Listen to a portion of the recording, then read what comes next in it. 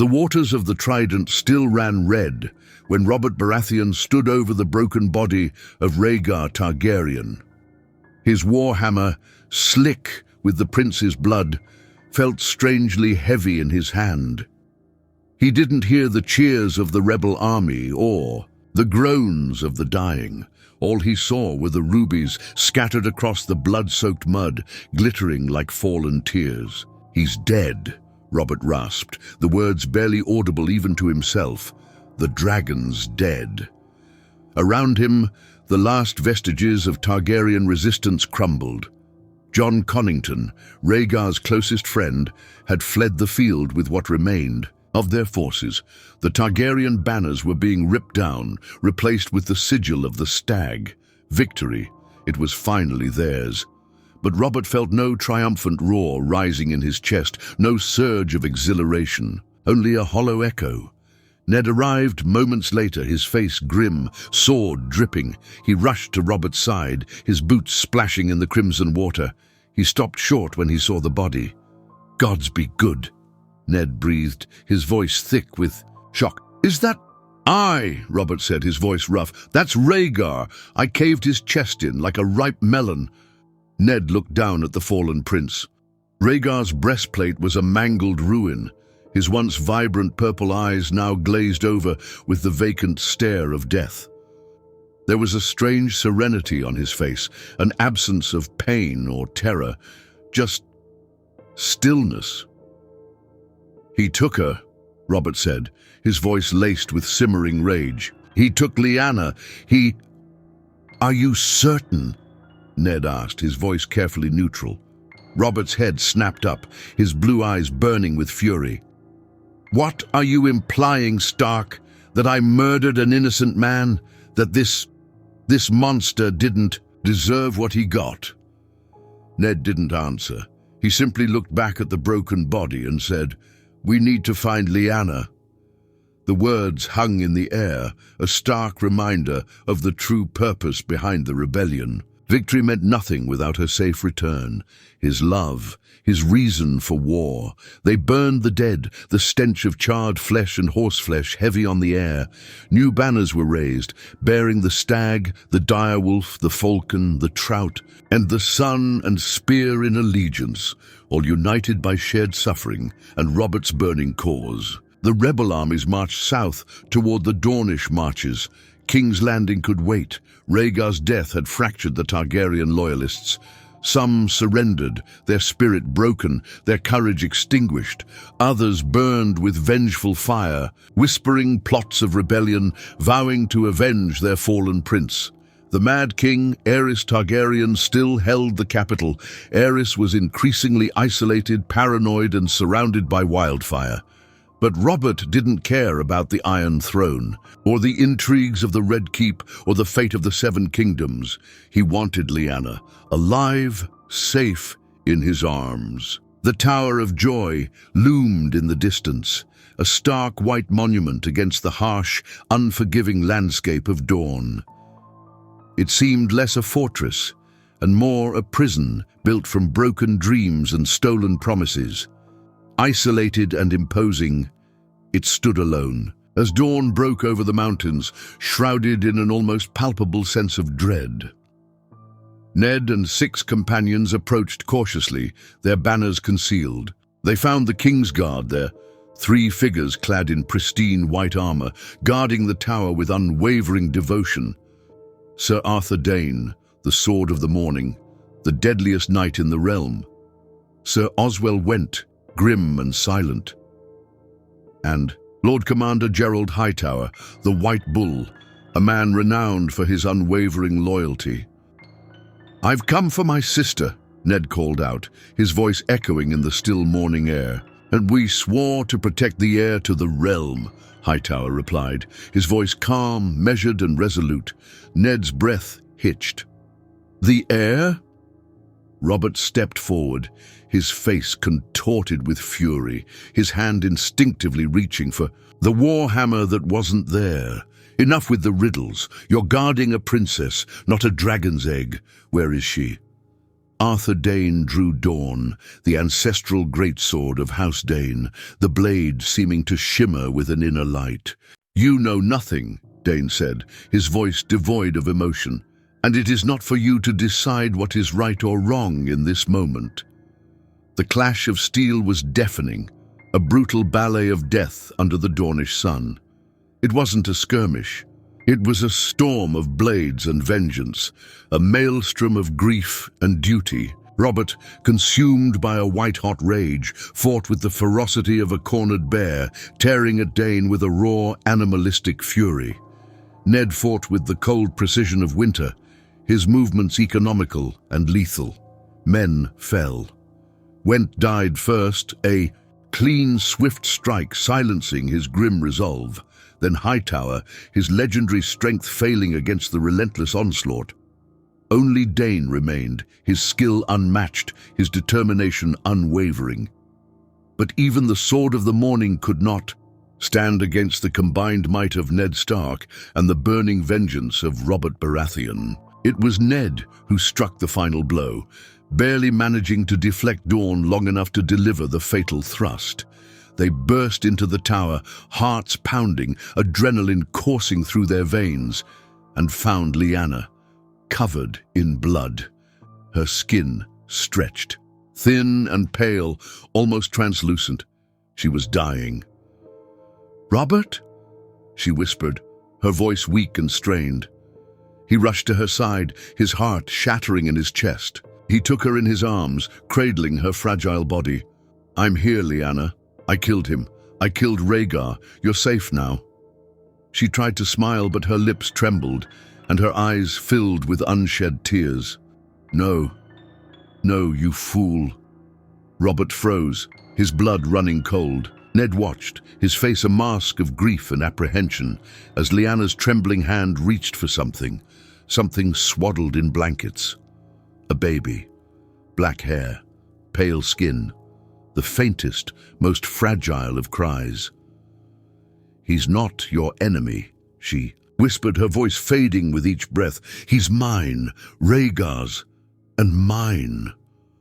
Robert staggered back, as if he'd been struck. The foundations of his world crumbled beneath his feet. "You loved him," he choked, the words laced with disbelief and unbearable pain. Her lips moved, but no sound came. Her last breath slipped through his fingers, leaving him with nothing but emptiness and despair. The silence that followed her death was louder than any battle Robert had ever fought.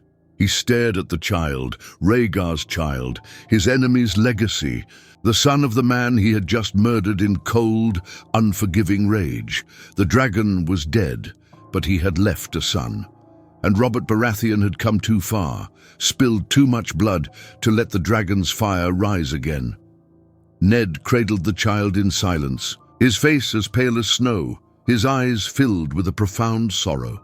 Robert stood in the corner, his jaw clenched, his fists trembling at his sides. The room reeked of blood and birthing, but the only thing Robert could feel was rage, not at Rhaegar anymore, but at the lie he had mistaken for love.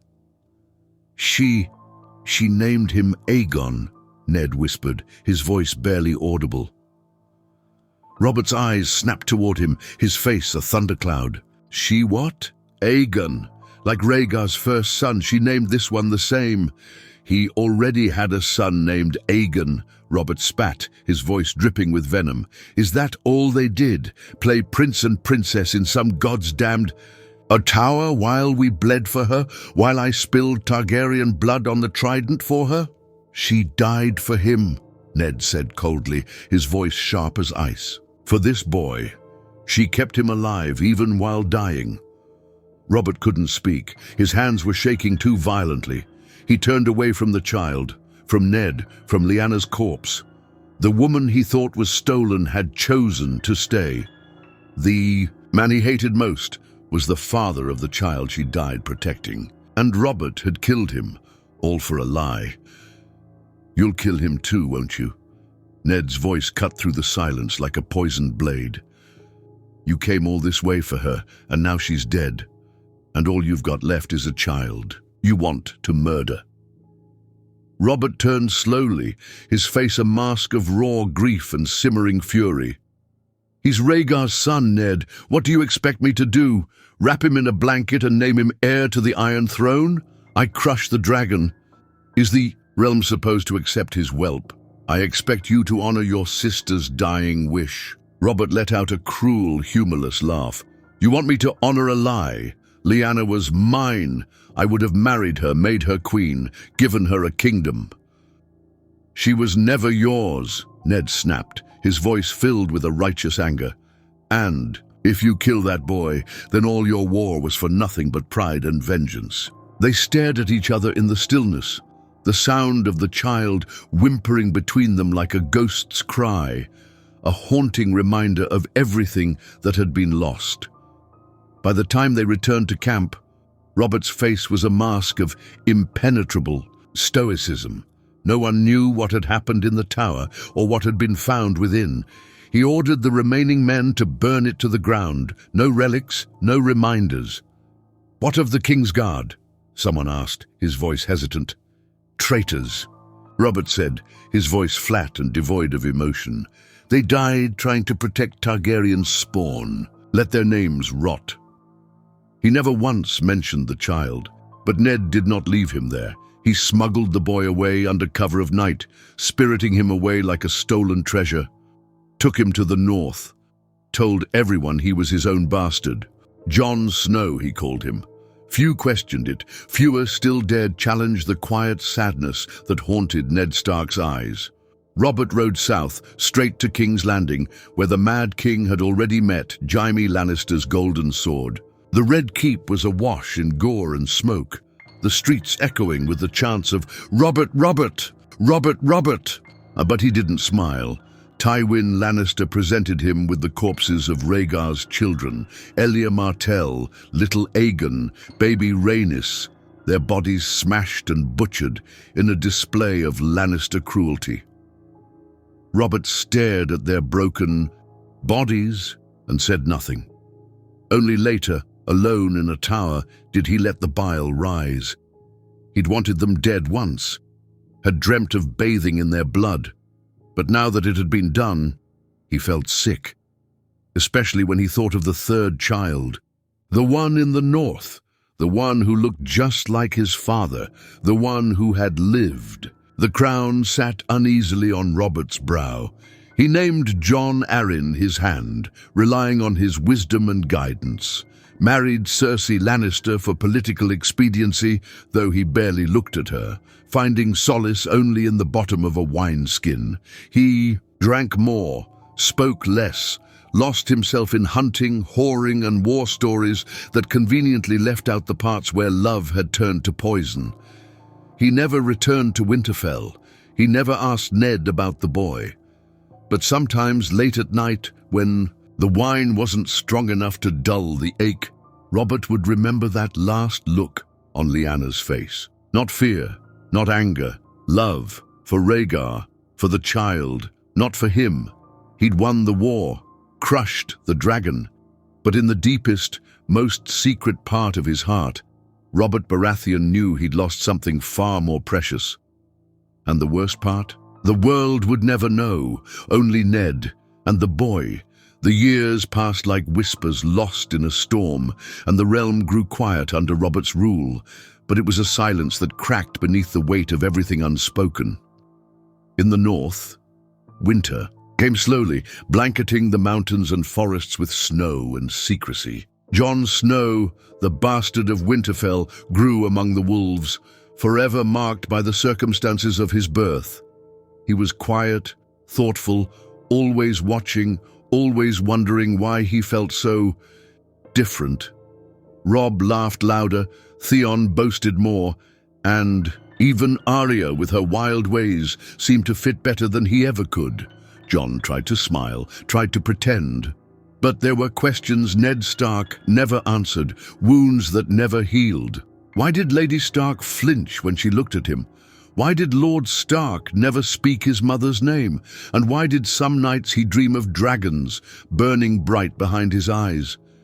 Ned watched him grow with a guarded kind of affection. He taught, Him honor, justice, and mercy, but never truth. He loved the boy, not like his own son, but more. And that terrified him, because if Robert ever found out, if anyone ever knew, the boy would be dead before his next breath. In King's Landing, the weight of the crown continued to grind Robert down, turning him into a caricature of the man he once was. He had become exactly what he once hated, a fat, bitter king drunk on power and wine. The Iron Throne felt colder with every passing year, and Cersei's loathing grew like rot in their loveless marriage. She bore him 3 golden-haired children, none of them his, though Robert never looked closely enough to question it. Deep down, he didn't care. He had already buried the one thing he truly loved in a grave of rage and regret.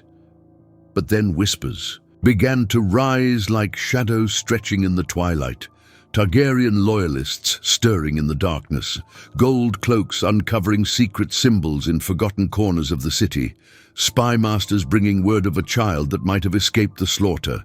Another Targaryen? Robert muttered as Varys delivered the latest report, his face heavy with suspicion.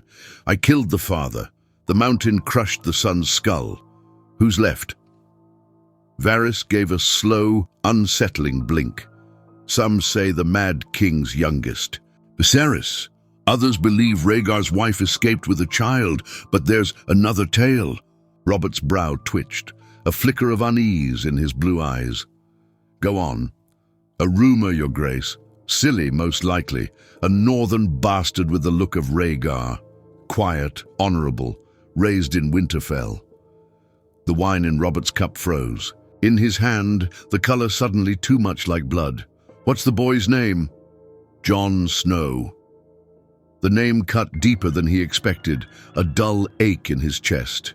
He waved the spymaster away, but the thought wouldn't leave him. A bastard. Boy with Rhaegar's blood, still alive, and raised under Ned's nose all these years. He stormed into the Red Keep's armory that night, swinging his old warhammer with reckless abandon until his knuckles bled and his muscles screamed. Ghosts followed him with every blow. Rhaegar, Lyanna, that God's damn tower. If it were true, if Ned had lied to him, then everything he had believed for nearly 2 decades had been a lie. Far in the east, across the narrow sea, Viserys Targaryen watched the waves crash against the shore from a broken tower in Pentos. He dreamed of Westeros not as it was, but as he imagined it, golden, waiting, and owed to him by right.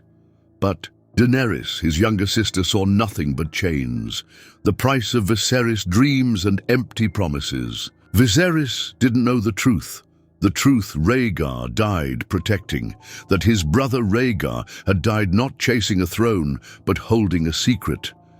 That somewhere in the world, another Targaryen bloodline breathed in silence, hidden by honor, protected by the very man who had led the rebellion against them. And in the north, Jon Snow began to grow restless. The quiet solitude of Winterfell no longer enough to contain the questions that burned within him. He was nearly a man grown now, strong in the sword, sharp in mind, but it was the look in his eyes that unsettled even Benjen Stark, the same haunted fire that Rhaegar once carried before he marched to the Trident. It was only a matter of time before Jon started asking questions no one wanted to answer. And Robert Baratheon, he was done waiting. If he's Rhaegar's boy, he told himself one night in a drunken haze, then he'll grow up with fire in his veins. Fire and vengeance. The realm cannot tolerate it, the people cannot risk it. He summoned Ned to the capital. They hadn't spoken honestly in years, and now they would face a truth that threatened to tear the realm apart. The words were a knife. Robert nodded stiffly. He knew victory wasn't complete until he had her back, his love, his reason for war. They burned the dead, raised new banners, and marched toward Dawn's Edge. Rhaegar's death changed everything. The loyalists began to fracture. Some surrendered. Out of fear, others burned with rage. The Mad King still held the capital, guarded by wildfire and madness. But Robert didn't care about the Iron Throne. He wanted Lyanna. The Tower of Joy was a fortress carved from dreams and dusk. Isolated and cruel, it stood alone as dawn broke over the mountains. Ned and 6 companions approached cautiously, their banners hidden. They found the Kingsguard there, 3 knights in white, standing guard over a secret. Arthur Dane, Oswell Went, Gerald Hightower. "I came for my sister," Ned called out. "And we swore to protect the heir to the realm," Hightower answered calmly. Ned's breath caught. The heir. But Robert stepped forward, fury blazing. "Enough riddles! You're guarding a princess, not a dragon's egg." "You know nothing," Dane said, drawing Dawn, "and it is not for you to decide." They fought. It wasn't just a skirmish, it was a storm of blades and vengeance. Robert, wild with rage, clashed with Dane like a bear tearing at a storm. Ned fought like winter come alive. Men fell. Went died first. Then Hightower. Only Dane remained. And it was Ned who struck the killing blow, barely. They burst into the tower, hearts pounding, and found Lyanna covered in blood, her skin ghost white. She was dying. "Robert," she whispered. He ran to her, took her in his arms. "I'm here, Lyanna. I killed him. I killed Rhaegar. You're safe now." She tried to smile, but her lips quivered. "No, no, you fool." Robert froze. Ned watched her trembling hands reach for something swaddled in blankets. A baby, black hair, pale skin, the quietest cry. "He's not your enemy," she whispered. "He's mine, Rhaegar's. And mine." Robert staggered back like he'd been punched. "You loved him?" He choked. Her lips moved, but no sound came. Her last breath slipped through his fingers. The silence after her death was louder than any battle Robert had ever fought. He stared at the child, Rhaegar's child, his enemy's legacy. The son of the man he had just murdered in cold, unforgiving rage. The dragon was dead, but he had left a son, and Robert Baratheon had come too far to let the dragon's fire rise again. Ned cradled the child in silence, his face pale as snow, while Robert stood in the corner, jaw clenched, fists trembling at his sides. The room reeked of blood and birthing, but the only thing Robert could feel was rage, not at Rhaegar anymore, but at the lie he thought was his love. She named him Aegon, Ned whispered, barely audible. Robert's eyes snapped toward him. "She what?" "Aegon, like Rhaegar's first son. He named this one the same." "He already had a son named Aegon," Robert spat. "Is that all they did? Play prince and princess in some god's damned tower while we bled for her?" "She died for him," Ned said coldly. "For this boy. She kept him alive, even while dying." Robert couldn't speak. His hands were shaking too badly. He turned away from the child, from Ned, from Lyanna's corpse. The woman he thought was stolen had chosen to stay. The man he hated most was the father of the child she died protecting, and Robert had killed him. "You'll kill him too, won't you?" Ned's voice cut through the silence like a blade. "You came all this way for her, and now she's dead, and all you've got left is a child you want to murder." Robert turned slowly. "He's Rhaegar's son, Ned. What do you expect me to do? Expect me to do? Wrap him in a blanket and name him heir? I expect you to honor your sister's dying wish." Robert let out a cruel laugh. "You want me to honor a lie? Lyanna was mine. I would have married her, made her queen. She was never yours," Ned snapped. "And if you kill that boy, then all your war was for nothing but pride and vengeance." They stared at each other in the stillness, the sound of the child whimpering between them like a ghost's cry. By the time they returned to camp, Robert's face was a mask. No one knew what had happened in the tower. He ordered the remaining men to burn it to the ground. No relics, no reminders. "What of the Kingsguard?" someone asked. "Traitors," Robert said. "They died trying to protect Targaryen spawn. Let their names rot." He never once mentioned the child. "But Ned did not leave him there. He smuggled the boy away under cover of night, took him to the north, told everyone he was his own bastard. Jon Snow, he called him. Few questioned it. Fewer still dared challenge the quiet sadness in Ned Stark's eyes. The whispers started subtly, like dust motes dancing in a sunbeam. A stolen glance in a tavern, a hushed conversation behind cupped hands, a sigil half erased from a soldier's cloak. Targaryen loyalists, remnants of a broken regime, clinging to the hope that the dragon might rise again. Robert, bloated and boisterous, on the Iron Throne, might have dismissed them as the pathetic yearnings of the defeated. After all, he'd crushed the rebellion. He'd killed Rhaegar. He'd secured the realm, or so he believed. But the whispers persisted, growing louder with each passing year. They spoke of a hidden heir, a dragon egg secreted away before the sack of King's Landing.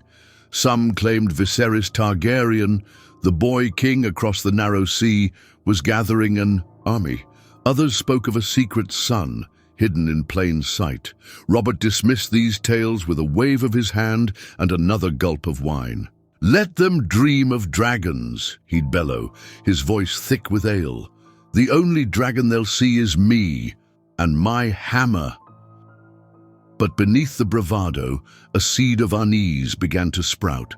He couldn't shake the image of Lyanna's face in the Tower of Joy, her last breath a whispered betrayal. His reign, initially hailed as a new dawn, settled into a comfortable, albeit decadent, routine. Jon Arryn, his hand, skillfully navigated the treacherous waters of courtly politics, keeping the kingdom afloat. Despite Robert's increasingly erratic behavior, Cersei Lannister, his queen, bore him 3 children, Joffrey, Myrcella, and Tommen, golden-haired and seemingly perfect. Robert, blinded by his own desires and burdened by the ghost of Lyanna, never truly saw them. He ruled, he hunted, he feasted, he whored, all to drown out the memories and the nagging feeling that he'd won a kingdom built on a foundation of lies. The lie that Lyanna loved him, the lie that he was a good king, the lie that the dragon was truly dead. The small folk, for the most part, prospered under Robert's rule. The wars were over, the realm was at peace, and the coffers were full. But beneath the veneer of stability, discontent simmered. The taxes were high, the corruption was rampant, and the Baratheon name, once synonymous with rebellion and freedom, became associated with excess and indifference. The old families, particularly in the Reach and the Riverlands, harbored resentment over the Targaryen defeat. They saw Robert as an upstart, a usurper who had stolen the throne and defiled the memory of their rightful kings. These were the fertile grounds where the whispers took root and flourished. Varys, the master of whisperers, kept a close watch on these undercurrents of dissent. He was a spider, spinning his web of secrets and rumors, always listening, always observing. He brought Robert reports of Targaryen loyalists gathering in the shadows, of coded messages exchanged between distant lords, of secret societies dedicated to the restoration of the Dragon dynasty. Robert, initially dismissive, grew increasingly paranoid. He started seeing Targaryen faces in every crowd, hearing Targaryen whispers in every conversation. The ghosts of the past were closing in on him. Then came the tale of the Baratheon sigil being defaced, a stag's head replaced by a 3-headed dragon. It was just graffiti, but for Robert, it was an insult, a challenge, a threat. He raged, drinking more and ordering the gold cloaks to find the culprits. Littlefinger offered subtle smiles, Varys provided layers of information, Cersei rolled her eyes, and only Jon Arryn showed genuine concern. The realm was built on blood, and Robert feared it would be washed away by more. As the Targaryen presence grew, they brought attention to another secret that Robert ignored: his children.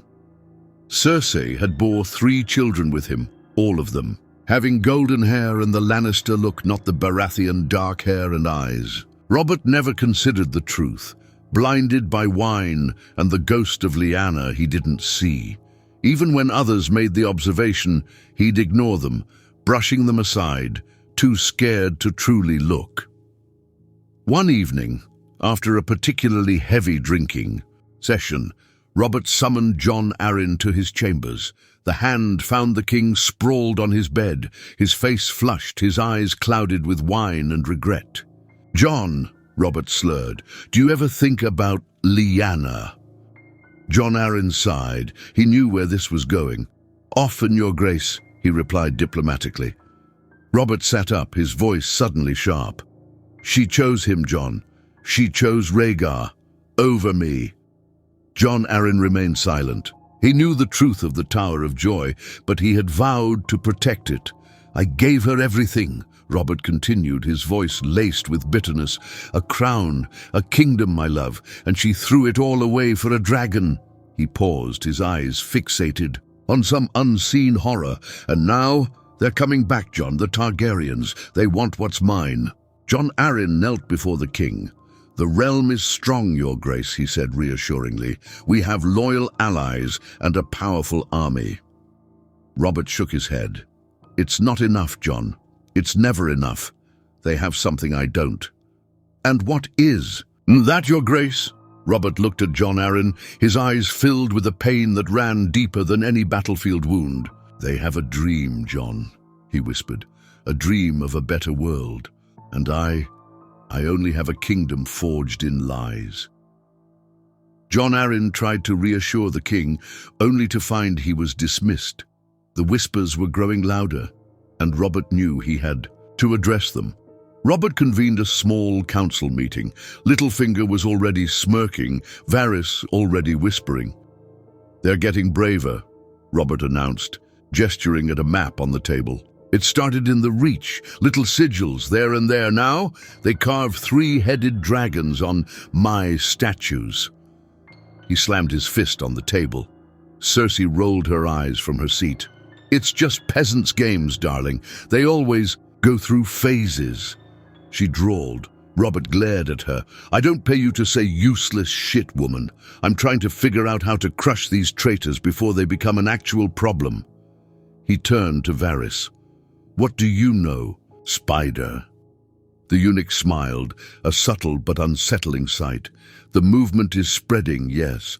Mostly old families who still dream of dragonfire. Some claim Viserys Targaryen will land on our shores any day now. Others whisper of another child, a hidden dragon, a secret son." Robert froze. His eyes darted around the room. Jon Arryn's face was impassive. "What boy is this?" Barked. Varys shuffled his feet. "A rumor only, your grace. Some say Rhaegar spirited away a child before the sack. Others believe a bastard born during the rebellion, bearing Targaryen features." Robert gripped the edge of the table, knuckles white. "A bastard, so they say," he thought. "Find him," he ordered, his voice tight. "Find every Targaryen sympathizer in the realm and root them out. And the boy, your grace." Varys pressed. Robert hesitated. The memory of Lyanna's dying words flashed in his mind. "Bring him to me," he growled. "I want to see the color of his blood before I make a decision about his life." He stormed out of the room, leaving the council members to exchange uneasy glances. Cersei stared at her husband's retreating figure, her emerald eyes narrowing. If there was a dragon still alive, she would make damn sure it never threatened her golden children. She found out from Littlefinger later in the evening that Varys had sent someone to treat with the North. That night, Robert tossed and turned. In his bed, haunted by nightmares of dragons and rubies and Lyanna's ghost. He woke up in a cold sweat, his heart pounding in his chest. He reached for the wine, but then hesitated. He needed to think clearly. He needed to plan. He was the king. He was Robert Baratheon. He would crush the Targaryens once and for all. But the whispers persisted. They were in the walls, in the shadows, in his own head. And deep down, Robert knew that the kingdom he had built on lies was about to crumble. The whispers became like a constant hum in the background, a persistent irritation that Robert couldn't ignore. Every day brought new reports of Targaryen banners sighted in the Reach, of secret meetings held in the Riverlands, of coded messages, intercepted by Varys's spies. The people were losing their fear. They're starting to look to the past instead of the present. One afternoon, Robert was reviewing the latest reports with Jon Arryn when a messenger burst into the room, his face pale with fear. "Your Grace," he stammered, "there's been an incident in King's Landing." Robert slammed his fist on the table. "What is it, a riot, an assassination attempt?" "Worse, Your Grace," the messenger replied. "Someone has defaced the statue of King Aegon the Conqueror in the city square." Robert's face turned crimson. "Defaced it how? Defaced it how?" "They replaced the dragon's sigil on his chest with a stag, Your Grace, but the stag's head has been removed." Robert was silent for a moment, his eyes burning with rage. "Find whoever did this," he growled. "Find them and bring them to me. I want to make an example of them." As the messenger hurried away, Jon Arryn placed a calming hand on Robert's shoulder. "Your Grace, this is just the work of some disgruntled youths," he said. "Don't give it more importance than it deserves." Robert shook his head. "It's more than that, Jon," he said. "It's a challenge. They're mocking me." The statue represented his rule. Aegon was the founder of the Targaryen dynasty, so it was obvious who defaced his symbol. That night, Robert sat alone in his chambers, staring into the fire. The flames danced and flickered, casting long, distorted shadows on the walls. He saw faces in the flames, faces of the dead, Rhaegar, Lyanna, and then a face he didn't recognize. The face of a boy with black hair and grey eyes. A boy who could be the last hope of the Targaryen dynasty. A boy who could bring his kingdom crashing down. Jon stood at the edge of the world, and the world was about to change forever. Aemon's words echoed in his mind, a thunderclap of truth, shattering the carefully constructed reality he'd always known. "You are the son of Rhaegar Targaryen and Lyanna Stark." It was a revelation that both explained everything and made everything impossible. The pieces of his life, once scattered and meaningless, now clicked into a terrifying, beautiful mosaic. The dreams of dragons, the watchful eyes of Catelyn, the unspoken pain in Ned's gaze, the lingering sense of otherness that had always set him apart. It all made sense now. But sense didn't make it easier. He wasn't Jon Snow, the bastard, of Winterfell. He was Aegon Targaryen, a prince stolen from the cradle, a dragon raised by wolves. The weight of that knowledge settled upon him like a suit of armor forged from ice and fire. And the implications. Robert Baratheon wanted him dead, had always wanted him dead. And now the king's fear had a name, a face, Aegon Targaryen. He looked out across the snow-covered landscape, the white stretching out to meet a grey and unforgiving sky. He tried to imagine his mother, Lyanna, young and defiant, choosing love over duty, choosing a dragon over a stag. He tried to imagine Rhaegar, the enigmatic prince who had sparked a rebellion, whose actions had cost thousands of lives.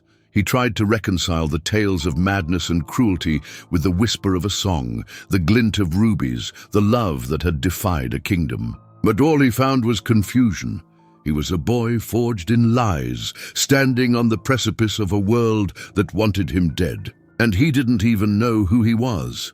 Inside Castle Black, Maester Aemon waited. He had seen Targaryens rise and fall, had felt the heat of their ambition and the sting of their defeat. He knew the burden Jon now carried, the weight of a dynasty, the expectations of a realm, the hunger for a throne, and he knew the darkness that could corrupt even the noblest heart. He had chosen to forsake his claim, to retreat from the Game of Thrones. But Jon didn't have that luxury. The game was coming for him, whether he liked it or not. He knew that Robert would not rest until the last dragon was extinguished. And he knew that even in the Night's Watch, Jon was not safe. Jorah Mormont was already on his way, a man desperate for redemption, a killer willing to do anything to earn the king's favor. Aemon sighed. The song of ice and fire was playing out again, and Jon was caught in its melody.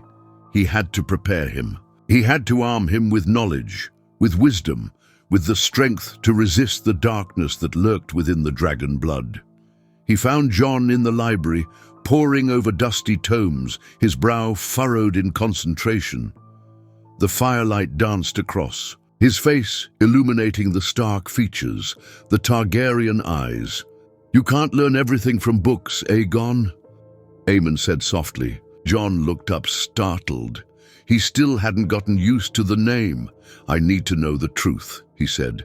"About my parents, about the Targaryens, about why the world wants me dead." "The truth is a dangerous thing," Aemon replied. "It can be twisted, manipulated, used to justify any atrocity. But it is also the only weapon against the darkness. You must learn to wield it wisely." He told Jon stories of the Targaryen dynasty, of Aegon the Conqueror and his dragon riding, sisters, of the dance of the dragons and the Blackfire rebellions, of the madness of Aerys and the bravery of Rhaegar. He spoke of the Targaryen values, duty, honor, justice, but also of their flaws, pride, arrogance, ambition. "The blood of the dragon is a powerful thing," Aemon said. "It can bring out the best in a man, but it can also unleash the worst. You must learn to control it, Aegon, or it will consume you." He taught Jon about the prophecies, the whispers of a prince that was promised, the warnings of a long night that would descend upon the world. He told him of the others, the ancient enemies that lurked beyond the wall, the creatures of ice and darkness that threatened to extinguish all life. "The song of ice and fire is not just a tale of kings and queens," Aemon said. "It is a prophecy of survival, a prophecy of hope. And you, Aegon Targaryen, may be the one who has to sing it." In King's Landing, Robert Baratheon raged. He had summoned the banners, sharpened the swords, and prepared to march north. But a seed of doubt had been planted in his heart, a seed that threatened to unravel everything he had fought for. He remembered Lyanna, young and beautiful, her laughter echoing through the halls of Winterfell. He remembered the day she had disappeared, the rage that had consumed him, the burning desire for revenge. But now, he saw her face in Jon's eyes. He heard her voice in the whispers of the wind. And he wondered, had he been wrong all along? Had Rhaegar stolen her, or had she chosen to go with him? Had he fought a war for love or for pride? He sat alone in the Red Keep, surrounded by shadows, his goblet empty. The Iron Throne felt colder than ever. He had won the war, crushed the dragon, and taken the throne. But he had lost the one thing that truly mattered, and now the past was coming back to haunt him. He knew that Jon would not be an easy target. The boy had Stark blood in him, honor, loyalty, courage. He would not back down easily. And that terrified Robert more than anything, because if Jon was anything like Rhaegar, if he had even a fraction of the prince's charisma, his intelligence, his presence, then the realm would be at risk, the people would flock to his banner, the throne would be lost. He had to kill him, he knew that. But the thought of ending Lyanna's son, of extinguishing the last spark of her life, it twisted his gut. He looked at the map of Westeros, his eyes tracing the long road to the wall. He had to decide, kill Jon and secure his throne, or let him live and risk everything. But as he looked at the map, he realized something else, something far more terrifying than the boy in the north. The Dothraki had landed, the dragons were rising, and winter was coming. In the east, Daenerys Targaryen was preparing to sail west.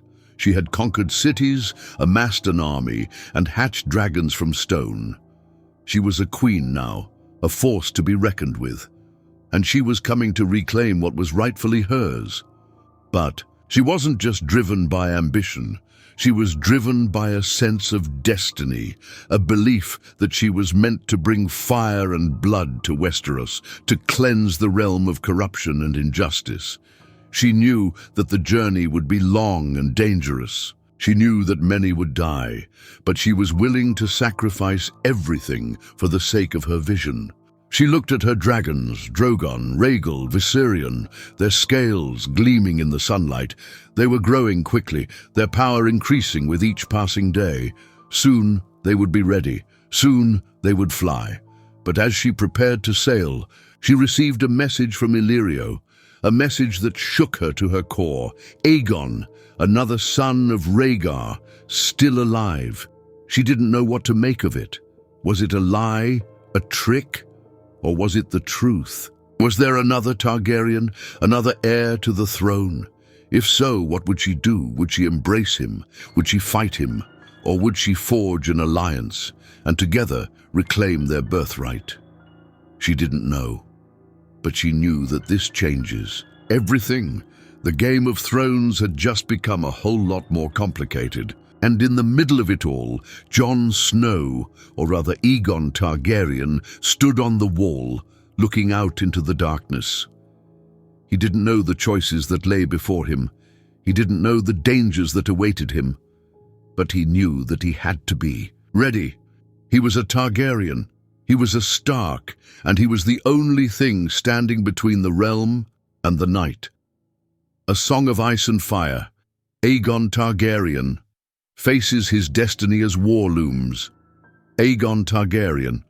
The name tasted foreign on Jon's tongue, a relic from a life he never knew. He walked along the wall, the wind whipping at his cloak, Ghost padding silently beside him. The icy expanse stretched out before them, endless and unforgiving. He was no longer Jon Snow, the bastard of Winterfell. He was Aegon Targaryen, the son of Rhaegar and Lyanna, a dragon in wolf's clothing. But what did that mean? What was he supposed to do with this newfound truth? He was a brother of the Night's Watch, sworn to defend the realm from the darkness beyond the wall.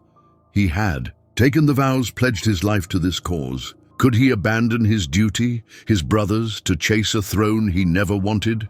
Maester Aemon's words echoed in his mind. "The boy you are is not the man you were born to be." But who was he born to be? A king? A conqueror? Another Targaryen? Madman? He stared out at the horizon, the first hints of dawn painting the sky in shades of grey and purple. The north was behind him, a land he would always love, a home that could never truly be his. The south was a storm of chaos and intrigue, a viper's nest of scheming lords and treacherous queens.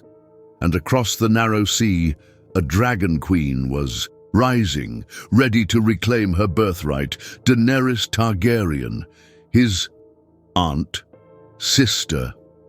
The thought was both terrifying and exhilarating. He had spent his entire life searching for a place to belong, a family to call his own. Now he discovered he had one, but they were separated by an ocean of blood and fire. "What do we do, Ghost?" he murmured, his breath misting in the cold air. The direwolf nudged his hand with its snout, its red eyes filled with a knowing that Jon couldn't comprehend. The choice was his. He could ignore his heritage, remain at the wall, and let the world tear itself apart. Or he could embrace his destiny, claim his name, and fight for the Iron Throne. But the Iron Throne, what did it even matter? It was a symbol of power, of conquest, of the very things that had destroyed his family. He thought of Rhaegar, the prince who had abandoned his wife and children for Lyanna, the woman who had chosen love over duty. Had their love been worth the price? The realm had bled for their choices, and now, decades later, their son was left to pick up the pieces. The Night's Watch was his family now. Jeor Mormont, a stern but honorable man, had become a father figure to him. Samwell Tarly, loyal and kind, was his closest friend. They had faced horrors beyond imagining together, fought side by side against creatures of darkness. Could he abandon them now, when the long night was drawing near? But what kind of leader would he be if he ignored the pleas of his people? If he let the realm descend into chaos while he hid behind the wall? He was torn between duty and destiny, between the man he was and the man he was meant to be. He needed guidance, wisdom, something to help him navigate this impossible choice. He sought out Maester Aemon that evening, finding the old man poring over ancient texts in his dimly lit chambers. "Maester Aemon," Jon said, his voice barely a whisper, "I don't know what to do." The old man looked up, his blind eyes seeming to see straight through him.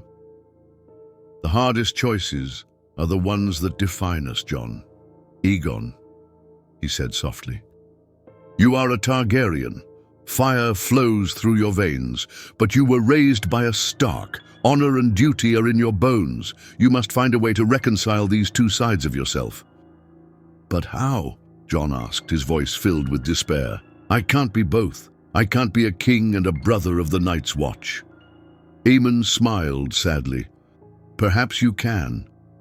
Perhaps you can forge a new path, a path that combines the strength of the dragon with the honor of the wolf. But it will not be easy. You will face trials that would break lesser men. You will be forced to make choices that will haunt you for the rest of your days." "But what if I choose wrong?" Jon asked, his voice trembling. "Then you will learn from your mistakes and try again," Aemon said. "That is all any of us can do. We are all just players in a game much larger than ourselves. All we can do is try to play our part with honor and courage." Jon remained with Maester Aemon late into the night, discussing Targaryen history, Stark values, and the looming threat beyond the wall. The old man shared stories of his own past, of the sacrifices he had made, and the regrets he still carried. He spoke of the burden of leadership, the weight of responsibility, and the importance of choosing the right path, even when the path was shrouded in darkness. As Jon left the Maester's chambers, he felt a flicker of hope ignite within him. He was still lost, still uncertain, but he was no longer alone. He had a heritage, a family, and a purpose. He might not know what the future held, but he knew that he would face it with courage and conviction. The next morning, a raven arrived from King's Landing. It was not an official decree, not a summons, but a whispered message intercepted by a friendly source. "Robert Baratheon is dead." The words hit Jon like a physical blow. Robert Baratheon, the man who had overthrown his family, the man who had ordered his death, was gone. The realm was now without a king, a power vacuum that threatened to plunge Westeros into chaos. Stannis Baratheon, Robert's brother, was gathering his forces, preparing to claim the Iron Throne. Cersei Lannister, Robert's widow, was scheming to place her own son, Joffrey, on the throne. And Robb Stark, Jon's brother, had raised the banners of the North, declaring himself king in the North. The realm was fracturing, tearing itself apart, and Jon was caught in the middle. He knew what he had to do. He could no longer ignore his destiny. He could no longer hide behind the wall. He had to leave the Night's Watch and enter the Game of Thrones, not to claim the Iron Throne for himself, but to protect the realm from the darkness that threatened to consume it. He gathered his brothers in the courtyard of Castle Black, his face grim. The news of Robert's death had spread like wildfire, and the atmosphere was tense. "Brothers," Jon said, his voice ringing out across the courtyard, "I have a confession to make. I am not who you think I am." He paused, taking a deep breath. "My name is not Jon Snow. My name is Aegon Targaryen. I am the son of Rhaegar Targaryen and Lyanna Stark." A murmur rippled through the crowd, a mixture of shock and disbelief. Some of the brothers looked At him with suspicion, others with fear, and still others with a glimmer of hope. "I know this is a lot to take in," Jon continued, "but I swear to you, I have never betrayed my vows to the Night's Watch. I have always done my duty to the best of my ability, but I can no longer ignore my heritage. The realm is in chaos. War is coming, and I must do what I can to protect it." He paused, looking at each of his brothers in turn. "I am leaving the Night's Watch. I know this breaks my vows, but I cannot stand by while Westeros burns. I must go south to fight for what is right, to protect the innocent, and to honor the memory of my parents." A silence fell over the courtyard, broken only by the rustling of the wind and the distant cries of the wildlings. Then Jeor Mormont stepped forward, his face etched with a mixture of sadness and pride. "You are doing what you must do, Jon, Aegon," he said. "I cannot condone your breaking your vows, but I understand your reasons. Go south and fight with honor, and never forget the lessons you have learned here at the Wall." One by one, the other brothers of the Night's Watch stepped forward, offering their support, their blessings, and their farewells. They knew that Jon was risking everything, that he was walking into a storm of fire and blood. But they also knew that he was doing it for the right reasons, that he was fighting for something greater than himself. That night, under the cover of darkness, Jon Snow, Aegon Targaryen, rode south, Ghost padding silently beside him. He was leaving the only home he had ever known, venturing into a world of treachery and war. He did not know what the future held, but he knew that he was ready to face it, with courage, with honor, and with the fire of the dragon burning in his heart. The song of ice and fire had begun, and Aegon Targaryen would be its melody.